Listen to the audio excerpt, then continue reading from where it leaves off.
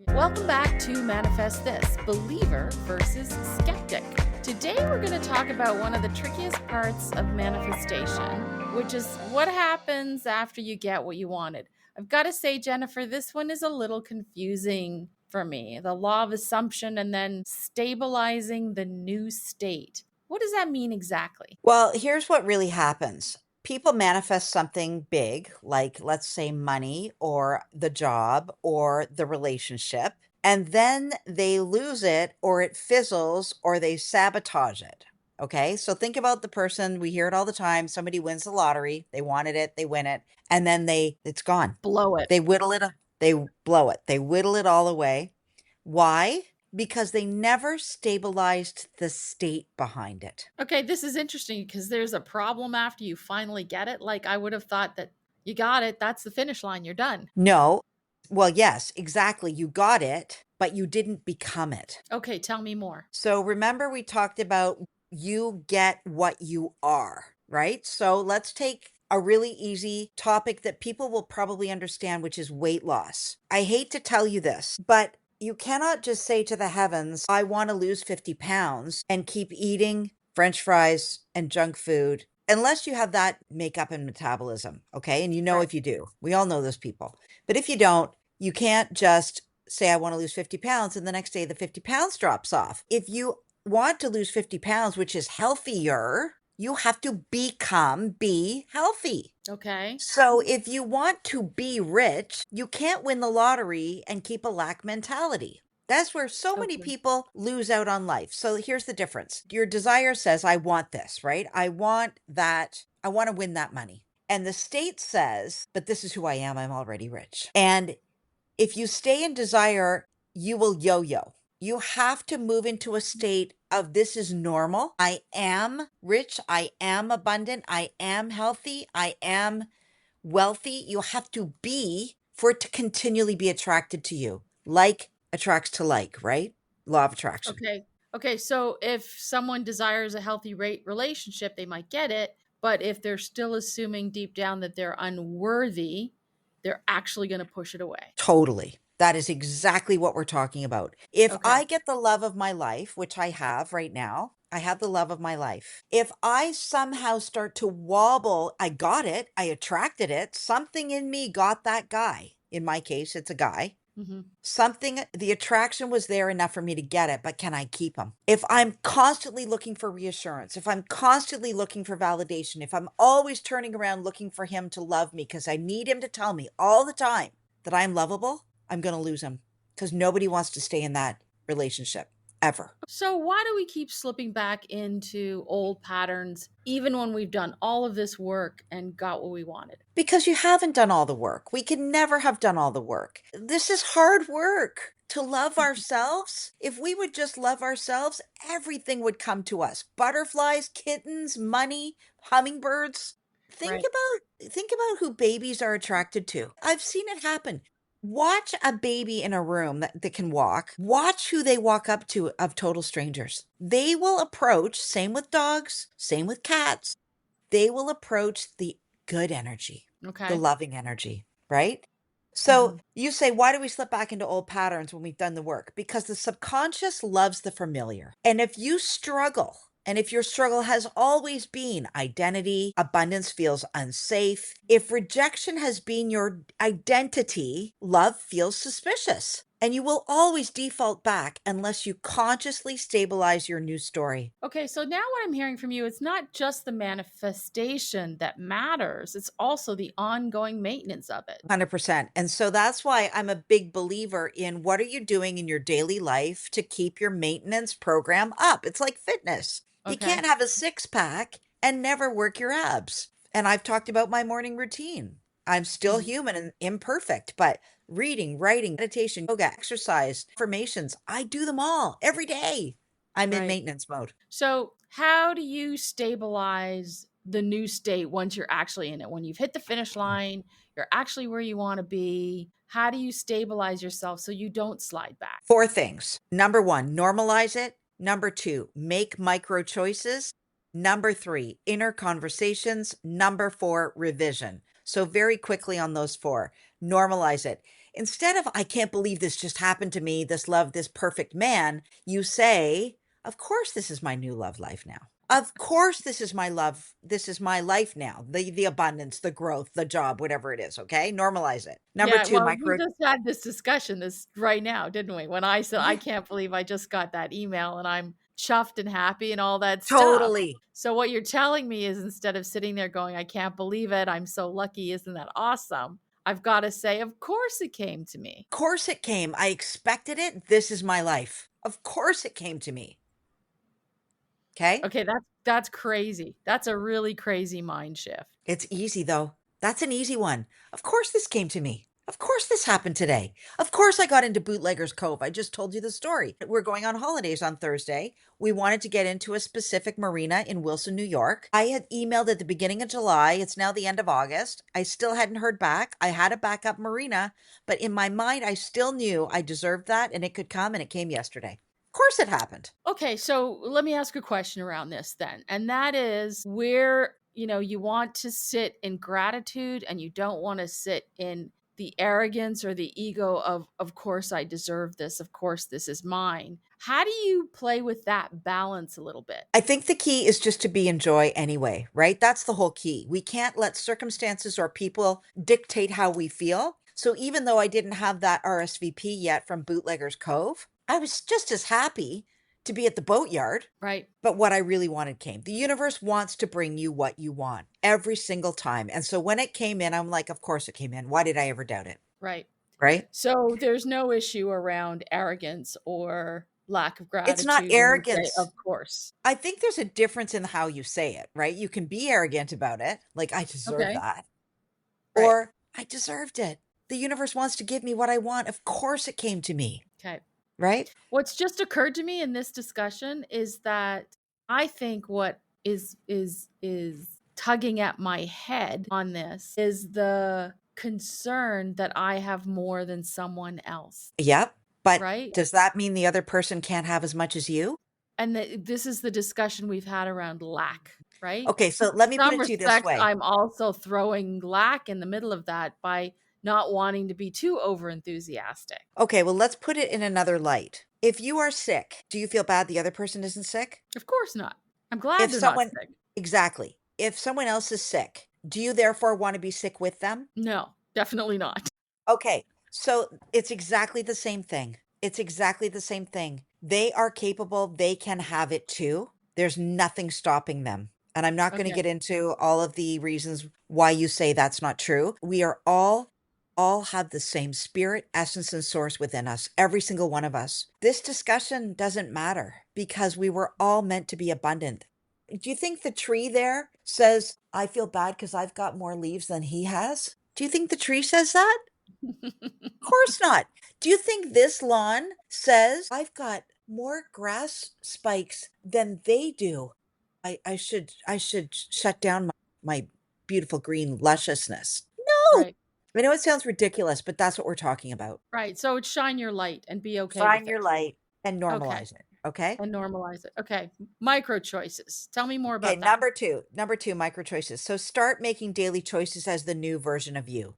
How would you spend? How would you love? How would you eat? How would you speak? So I just told you a story about how I have not been buying lovely clothes. I bought clothes, of course, but not good quality clothes because I'm several pounds, let's say 30 pounds heavier than I think I should be. And so what I'm doing is I am not living as the person that I would be if I had what I say that I wanted. I have to feel good now. And so I went out last week and I bought a very good quality blazer in a size that I didn't in the past want to buy, but I feel good in it. And if I end up in a different size body down the road, no problem. I'll take that blazer in. But why would I put off feeling good today for a day down the road? Okay. That Okay. makes a lot of sense. So back to this micro choices. I made a daily choice as the new version of who I am, feeling good, feeling confident, looking good.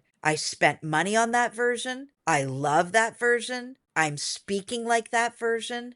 I am that version. So that means you're stabilizing your new state when that version becomes complete and fulfilled. Correct. And I'm also living the version that can have whatever she wants, no matter what state she's at. And if she happens to lose 30 pounds, no problem. There's lots more where that came from. I give my clothes to a great source that needs it greater than I, because I have so much. I live in abundance, and I bring in what I need for myself in that new state, because I'm always living in abundance. So that's a really interesting point, because I think with manifestation, for those of us who are neophytes, we're always looking at the future and we're always looking at where I would like to be. But if you're living in the current state, then you already are where you're meant to be, and that state can only be enhanced or better. Exactly. You're Okay. living in the now. And I wasn't. I was living in a future state that wasn't coming for years. So Right. what was I going to do? I finally said to myself, Jennifer, you know you love that blazer. Love it. I've loved it. I've coveted it for years. Now I have it. Now I deserve it. Now is all I've got. There's no promise of tomorrow, right? Right. Right. And now you're going to look fabulous in it. And feel good. And the more I feel good, the more feeling good things come. Excellent. Okay, let's talk about number 3, which I think you said was inner conversations. Yes.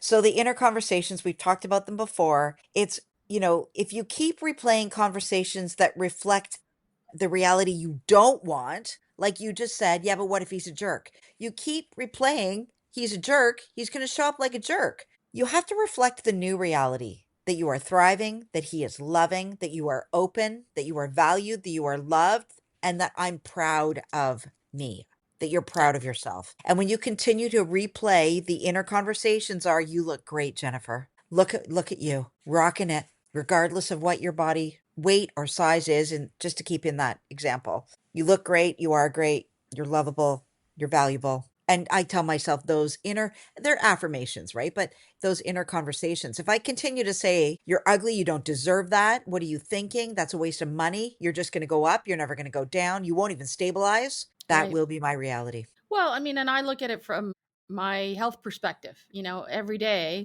whenever somebody asks me how my arm and my wrist is going along, my response is the same. It gets better every day. And I say that to myself. I mean, my big win this week, it sounds silly, was for the first time in 7 months, I was able to use a pepper grinder. I had enough grip strength to grind pepper on my salad. But it's What a also, I win. think, yeah, looking for the little things, because in my mind, I'm saying I'm getting better every day. And that to me is data. It's Yeah. proof that I am, in fact, getting better every day. And it sounds like it may be a silly little thing, but it's not to me. So It's I not. can, This is a I, personal game. yeah, and it doesn't have to be something big and huge and massive or visible to anybody else. It can be something as simple as I can grip a doorknob and turn it and actually open the door myself. I mean, And that's as you're that's big. exactly. And as you're saying that, saying, see, I told you, of course I can open the pepper grinder. I'm Yeah, thriving. I'm healing. I'm healthy. I am well. it's getting better every day. Yeah, Yeah. totally. Right? Okay, so your next one was revision. Yeah. So, if you step 4 is revision. So if you wobble back, and we all do as humans, revise it. Don't let one slip reinforce your old story. Don't let one slip reinforce your old story. I've been talking to a lot of women that are trying to get pregnant for all reasons. And the story they keep telling themselves is along the line of, I am broken, I'm too old, I'm not medically able, I don't have enough. The minute you hear yourself say, my body's broken, or I don't have enough eggs, for example, oh, yeah, I got plenty. There's more than I need. I only need one, and I have everything I need. You have to catch the story. So revision is when you wobble back, catch it, and have something ready to say. Rehearse that line.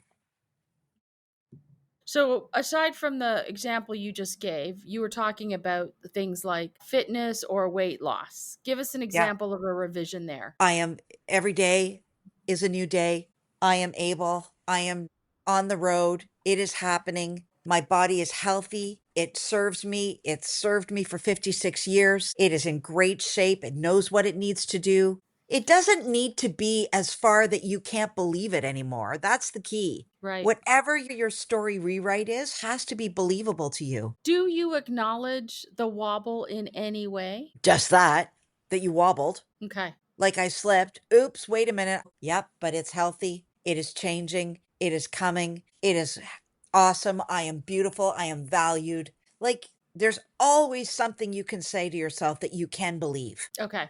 So it's really reinforcing muscle memory, Yeah. repeating it until it actually sticks. Yeah, it is. And you got to have it ready. So pre rehearse it. Okay.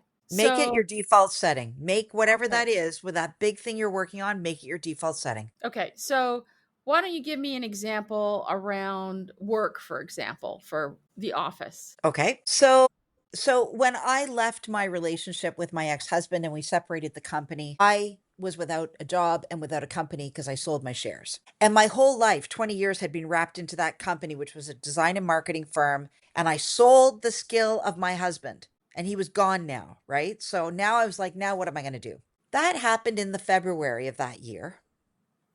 And I said to myself in the February of that year, I'm going to take the summer off and I'll find the next perfect job for me in September. And I did just that. I didn't Mhm. worry. I didn't wobble. I enjoyed my summer. In fact, I enjoyed more than my summer because it was February. And lo and behold, in September, an idea came down from the ether, which is this is how it happens, guys. You will get a little whisper in the back of your head that will say, remember that course you took 2 years ago that you did so well with and it actually helped your business soar? I bet you any money you could sell that product, Jennifer. I picked up the phone. I called the founder. I said, you might not remember me, but I took your course 2 years ago. I think I can sell this product. He hired me 2 days later as a closer, and I was his top closer for 2.5 years. I didn't skip a beat. And you know why? Because I expected it. I planned for it. And when the universe knew what I wanted, it dropped in the perfect idea exactly when I needed it. Hmm. It's interesting. I was having this discussion with a friend of mine today who has had a job change or has moved on from her former position and decided to take the summer off. And as things are in Canada right now, it's an interesting state of affairs. And For she who? said, I was waiting for you to jump in. But the one thing she said was, it's really different. She said, I'm a driver. I always like to drive to the next thing. And what I loved about her, because I was quite worried about her, what I loved about it was I was hearing such joy in her voice in terms of how she was spending her summer, how she was focusing on her health and feeling really good and working out and enjoying her garden. And she said, I'm a driver. I'm a driver. And I said, the thing I'm not hearing from you right now is you're not chasing. And I said, to me, in knowing her, it's the distinction between chasing something out of desperation and driving towards something because you really want to get there. And I recognized this in my friend and mentioned it to her. And she said, that it made her feel, she told me she felt lighter as a result of hearing that distinction. Do you see how that might align with what we're talking about today? Yeah, like in 1,000 ways. So the first thing I would say is you started the conversation off by saying things are interesting in Canada right now. You didn't elaborate on that, but I know where you could have gone: economy, recession, government situation. I'm in the same country. Yeah. I'm not experiencing that. I'm just not. And I refuse to look there. So again, we talked about the wobble. There's no wobble for me. It doesn't matter where I live. I am worthy. I am a child of the Most High. I expect the best and I get the best, Hmm. right? And you're right. When we stop the chase and we sit in alignment, that's what she's doing. She's sitting, enjoying, knowing, call it drive or call it whatever you want, but knowing the end will look good for her. She's Right. enjoying and aligning. The alignment is what's happening. Hmm. I don't care if she's a driver or not. You can be lazy and be aligned. That I find hard to believe. Well, think about some of the people in your life that don't do. Listen, there's someone in my life that's been looking for a new job for 5 years now and still doesn't have one. And I've had three in the time that she has been looking for five. Do you think there's any? You could say maybe there's some different skill set, but I would argue no. I Hmm. expect it. I align with it. struggle, chase, push. The choice is yours. Right, right. Okay, so all of this feels a little bit more calming. So here's It my should next be. question. Yeah. So, when I think about when the excitement starts to wear off and, life doesn't life get boring once the thing you wanted becomes normal? No, every day I wake up and say, what a beautiful day. I wonder what surprises are coming today. Yeah, I wonder what is gonna miracles are gonna happen today. And you can find a miracle in a butterfly landing on your hand, right. right? Like we have to redefine what miracles look like. The miracle is that you woke up today and took another breath, which means there's a purpose for you on this planet. Is that boring? No. As long as you're on the green side of the turf, no, not at all. And even some arguably would say, I mean, that's the greatest part is the returning home, right? So Right. again, it depends on how you look at life. It's all perspective and perception. So, and for some people too, if it feels boring, maybe that's actually stability. Totally. We're back to contentment, right? Right, right. Contentment on the scale is better than anger, and we're not quite at bliss, but it's pretty darn okay. Yeah, yeah. Okay, so we always like to have a little bit of practice for our listeners. So, what would you suggest we try this week? Okay, so try this. I want you to think back on the last, whatever, 7 days, 5 days, 3 days, doesn't matter. And I want you to write down one manifestation that you've already received. Okay, so in my case, I'm going to say the Bootleggers Marina. I got the spot in the marina at the last minute that I wanted. And I want you to ask yourself, am I treating this as special and fragile? Or am I treating this as normal and stable? And of course, I got the spot in the marina. Okay. Okay, I'm So going to stop you right there because listeners, you can't see Jennifer's face. But when she spoke about those two items, she was giving me a particular stare down because she knows how I felt about something that arrived this morning. And I think she's trying to give me a big nudge.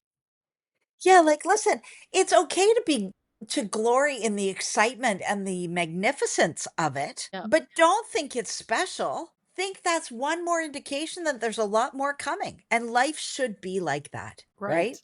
Yeah. Okay. So, what did you manifest?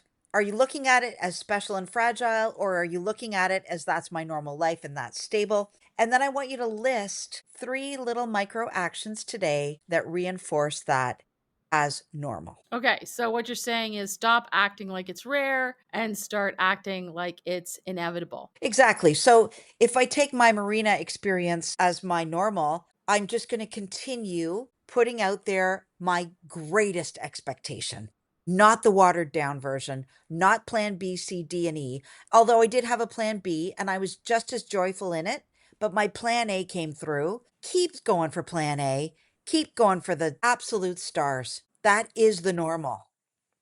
Okay, so I think I'm getting what you're saying. It's like the real work isn't just manifesting the thing, it's becoming the person who can actually hold it. Yes. So desire gets you started. That's always step one. Ask, right? Ask is always step one, as Abraham Hicks has totally ironed out. The desire gets you started, but the state keeps you there. So it's in that period of ask and receive. It's the believe stage Right? of knowing. It's a knowing. Right. So it's not like being at the finish line and saying, I got it. It's the finish line is this is who I am now, even though you don't quite have it yet. Well, you have it spiritually, but you have to align to get it in the 3D reality world, right? So you Got it. always have it the minute you ask, but you're Okay. right. This is who I am now. You have to act like the person that has already received it. It's the law Okay. of assumption right back again. Got it. Okay. Whew. All right. So thanks, Jen. This was a very interesting episode, as always. There's always tension between the belief and the skeptic. I love that you're so passionate about all of this and you answer so many of my questions. And folks, thank you very much for listening. That's all for now. We drop every Friday. So if you're looking for new episodes, keep an eye out every single Friday. You should be getting a new one. And thank you for joining us at Manifest This, Believer versus Skeptic. Bye for now.